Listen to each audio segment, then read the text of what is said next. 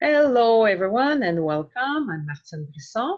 And today, in my little messages of hope or two coaches for the prices of one, I'm with Nikki Carpenter, who is also an executive coach working like everybody else I've been interviewing with the three principles, but she's way more than that. She has a strong spiritual side also that probably helps her navigate what's going on right now. And I will ask you the same question that I've been asking everyone. Is all this having this understanding, either three Ps or the spiritual side, how does that help you going through the COVID-19 lockdown at the moment? Well, I think the first recurring theme that I've experienced is that unlike other challenges I've had as an individual in life, this one, we're all in it together. We're all on the same side. And I think that thought, wisdom, whatever, occurs to me quite a bit. And I know it's, out there, it's not anything unique, but just it deactivates any victim I might experience, or thinking sometimes when I've gone through challenging things, the part of what has seemed challenging, other than, especially if I didn't know how my thinking was creating my experience, was the loneliness of having a particular challenge and not having many people who understood or could actually be of useful support. So in this, it just feels like we're all facing this together. Some people on the physical realm are more impacted than, say, I might be at this time.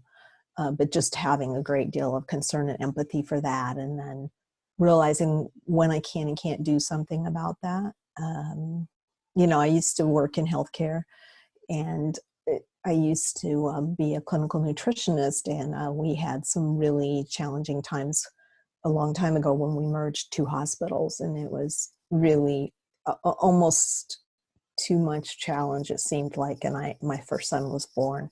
And during that time, what I found was that I grew so much from that experience that I refer to it very often as just feeling like every part of life was challenged. The work situation was working way too many hours, having a new baby. We moved our home, and, just realizing that on that physical level, we had every sort of stressor that you could have on a stress scale. And yet just going into it every day, doing the best I could.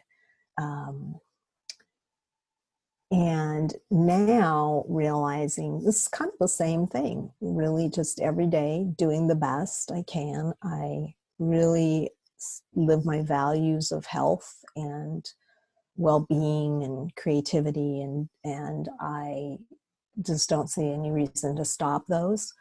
Obviously, I can't take classes with other people, but I can do things online, and we can still walk here. So, I can go walking with a mask and stuff like that. So it's really, there's certain parts of life that have remained the same. And that's been, I think, very helpful for me to just, I don't see any reason to drink a bunch of alcohol or stuff myself with food. I mean, it just doesn't really seem helpful. So I guess one of the things I would say is understanding that experience, that our actual experience of events is generated inside me, just brings me back all the time to, is my thinking constructive?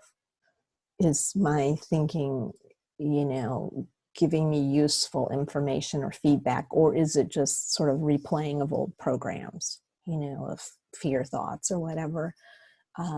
That's really helpful to me. And then the other thing is realizing the innocence in the misunderstanding of where experience is coming from, and not being judgmental or evaluating others' thinking, or really not dismissing what others are going through or experiencing. As we know, we all get caught up in thinking, and it seems so real. It seems valid.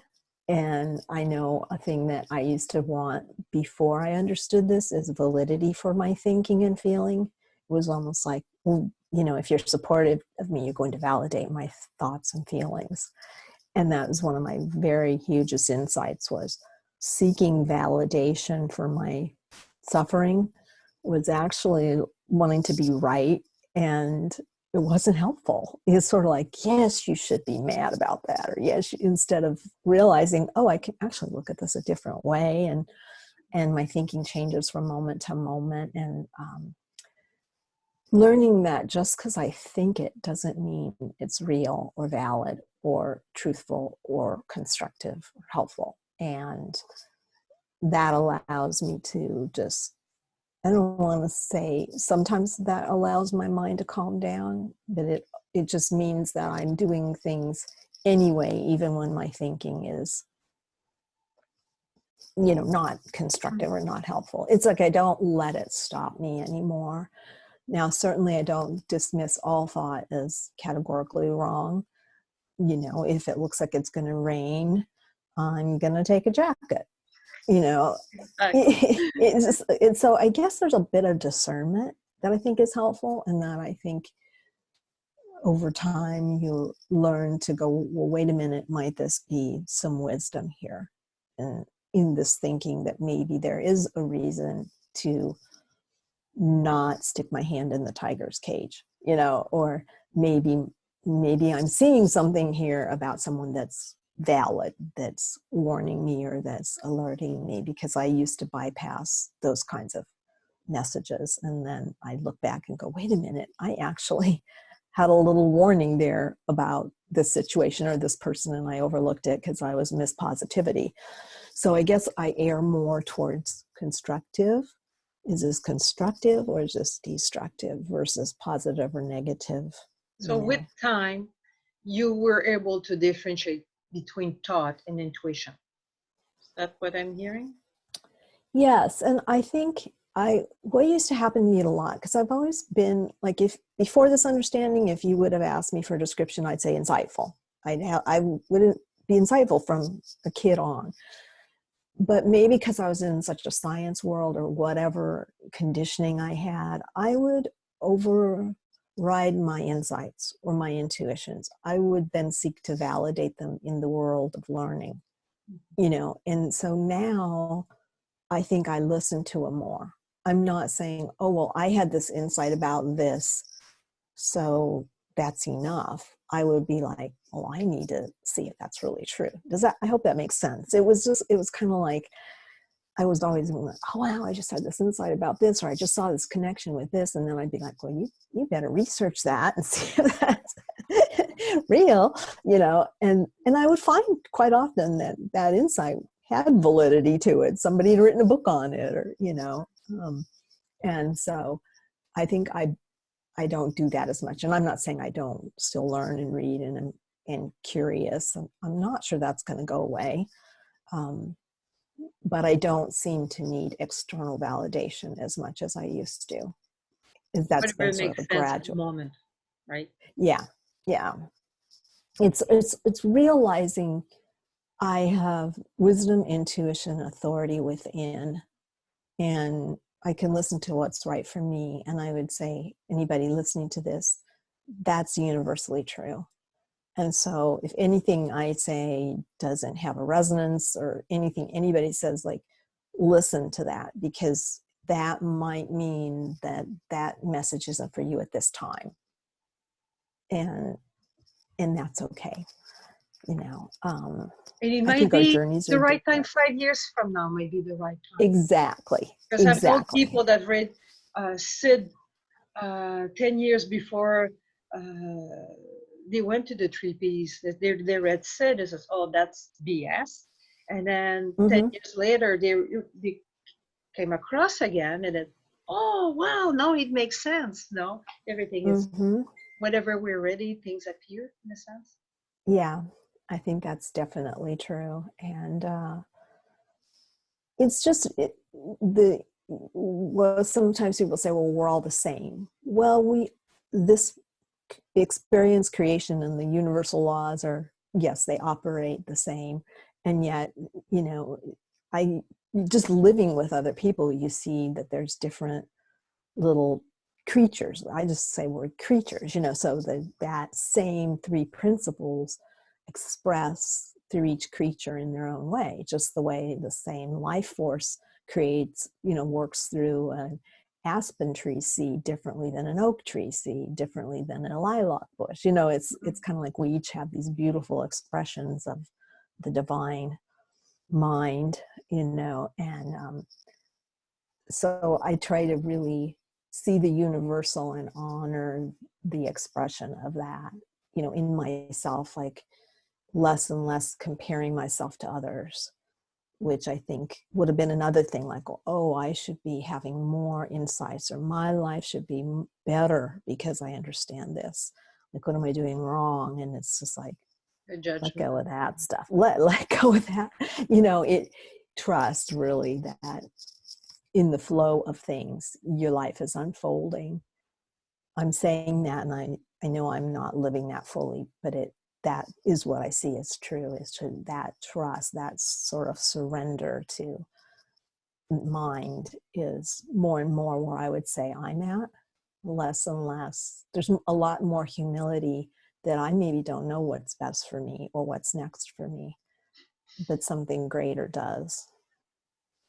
You know, some of my greatest growth has come in ways that I would have tried to prevent if I tried to prevent, you know, and yet now I look back, and I'm like, oh, wow, it's actually the best thing that ever happened to me, you know. I wish we can learn through joy instead of through hardship, but it seems that we have it seems like they're they're like, to learn. Yeah. Yeah.